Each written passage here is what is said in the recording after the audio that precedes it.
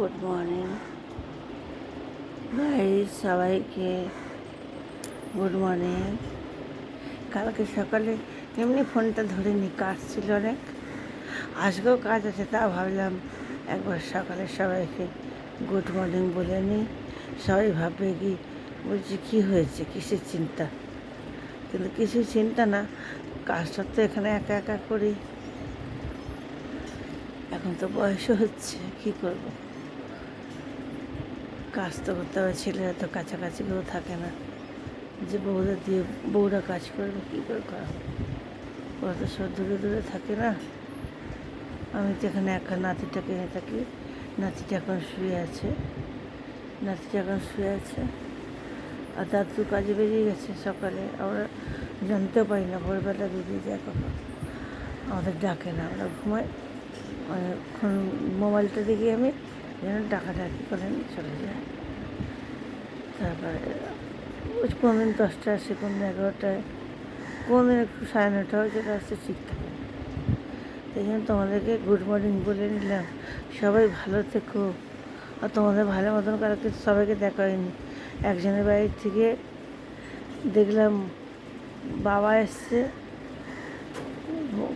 অনেক কিছু নিয়ে এসছে, কাঁঠাল নিয়ে এসছে, কাঁসা থালা নিয়ে এসছে, দেখালো সবাই। ওই যে পূজার শাশুড়ি এসছে বোধ হয়, যাক ভালো লাগলো। এখন বাব্বাটা তো বন্ধু, আমি লিখে দিলাম একটু শিলিগুড়ি থেকে দেখছি, যে তোমাদের ভালোবাসি দেখছি আমি। আর পূজা মা, তুমি দেখো তো আমার ভিউজটা মানে বাড়ে না কেন? আমি কি ওটা কিছু করতে পারিনি নাকি? না, ভিউজটা কেন হচ্ছে না, কিসের জন্য ভিউজ পাই না? পূজা মা, সোনামা, তোমাকে আমি সোনামা বলি। আমার তো মেয়ে নেই, তাই জন্য মেয়েদের আমি অনেকে ভালোবাসি। পূজা মা, তুমি দেখো তো মা, যে ওর ভিউজটা কেন বাড়ে না আমার? তোমরা তো সবসময় এখানে খেলো, এগুলি ভিডিও করো সব কিছু, আমারটা কেন হচ্ছে না? আমি কিন্তু শিলিগুড়ি বলছি, শিলিগুড়ি কাকিমা বলছি।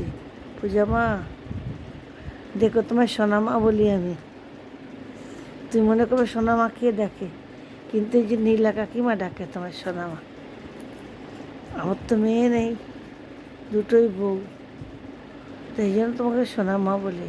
আমি খুবই ভালোবাসি মেয়েদেরকে, আমি ঠিক এইভাবেই কথা বলি। কেন, মেয়ে আমার নাই, দুটোই ছেলে, দুটো বউ।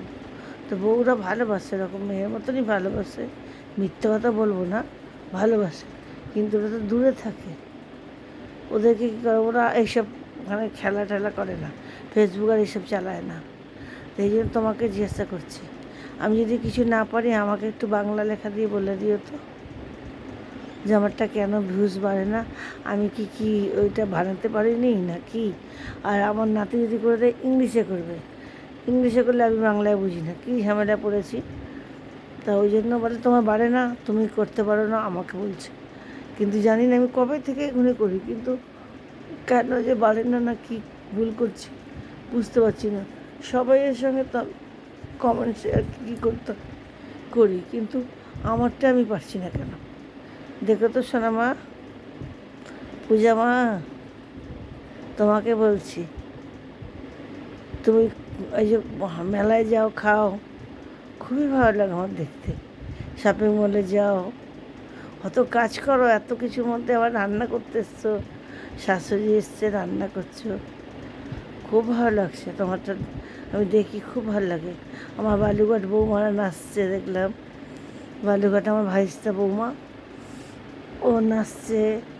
তারপর অনেকজনকে দেখতে পাইনি, টাইম পাইনি দেখতে, আমি অনেকজনকে দেখতে পাইনি। তারপর ওই যে আমার ছেলেটাকে আছে না, ওই গঙ্গারামপুর না, দিনাজপুর না কী বলে, খুব বন্ধু দাঁড়িয়েছিল, বাচ্চারা দেখালো, খুবই ভালো লেগেছে আমার। আর তোকে আমি লিখে রেখে বলছি না, আমি এমনি মুখে বলে দিলাম। তোমাদের সবাইকে আমার খুবই ভালো লাগে। আমি তো এই ছেলেটাদের গান টান দেখতে দেখতে এখন আমি এতজন, পূজা মাকে থেকে করতো, ভালো লাগতো বাচ্চা নিয়ে রে। কিন্তু এই করতে করতে আমি যখন মনে করো, সবাই বলে কি, মোবাইলে যদি সবার সঙ্গে করলে তাহলে নাকি ভর্তি হয়ে যায়, মোবাইল খারাপ হয়ে যায়, এই বলে তো ভয় চেতে করতাম না।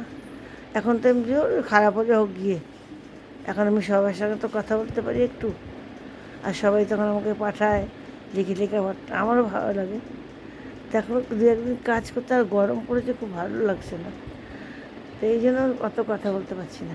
এই একটু বসেছি, এখন বাসন মাজবো, ঘর তো জানতবো, কত কাজ আছে। একে খাওয়ার বানিয়ে দিতে লাগবে, নাতিটা থাকে, কী করবো।